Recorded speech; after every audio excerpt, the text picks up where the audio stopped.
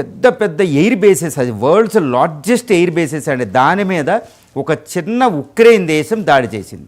అది ఎంత దాడి అంటే ఇది ప్రపంచాన్ని వణికించిన దాడి అని చెప్పొచ్చు. ఇది రష్యాని వణికించిన దాడి కాదండి, ప్రపంచాన్ని వణికించిన దాడి. ఎందుకంటే ఇప్పుడు పుతిన్ ప్రతిస్పందిస్తే పుతిన్ వ్యవహారం సామాన్యంగా ఉండదు. ఎందుకంటే రష్యాకి నిన్న జరిగిన ఉక్రెయిన్ చేసిన దాడి ఒక పెద్ద హ్యూమిలియేషన్. అది ఒక పెద్ద హ్యూమిలియేషన్. మన పహల్గాం మీద మన దాడి చేస్తే మనం ఎలా ప్రతిస్పందించప్పుడు రష్యాని నిద్రపోతున్న పులిని కెలికినట్టే ఏది ఉక్రెయిన్ చేసింది.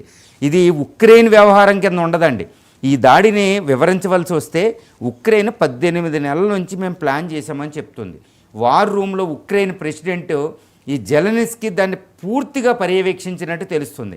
అది ఎలా అంటే రష్యాలో పెద్ద పెద్ద ఎయిర్ బేసెస్ని అటాక్ చేసింది. సుమారు 40 యుద్ధ విమానాలు సర్వనాశనం అయినట్టు తెలుస్తుంది. ఆ యుద్ధ విమానాలు ఏంటి అంటే ఇక్కడ ఒకటి గుర్తుపెట్టుకోవాలండి. రష్యా న్యూక్లియర్ డాక్ట్రిన్ ప్రకారం ఏ సమయంలో అణుబాంబు వేయాలనే దాన్ని వీళ్ళు ఉక్రెయిన్కి ఎలికిందని చెప్పవచ్చు. ఎందుకంటే ఈ 40 యుద్ధ విమానాలు ఏంటంటే Tu-22, Tu-160, టియు కేటగిరీ యుద్ధ విమానాలు అనమాట. ఈ యుద్ధ విమానాలు రష్యా యొక్క అణ్వస్త్రాలని ప్రయోగించడానికి ఉపయోగపడే యుద్ధ విమానాలు ఇవి.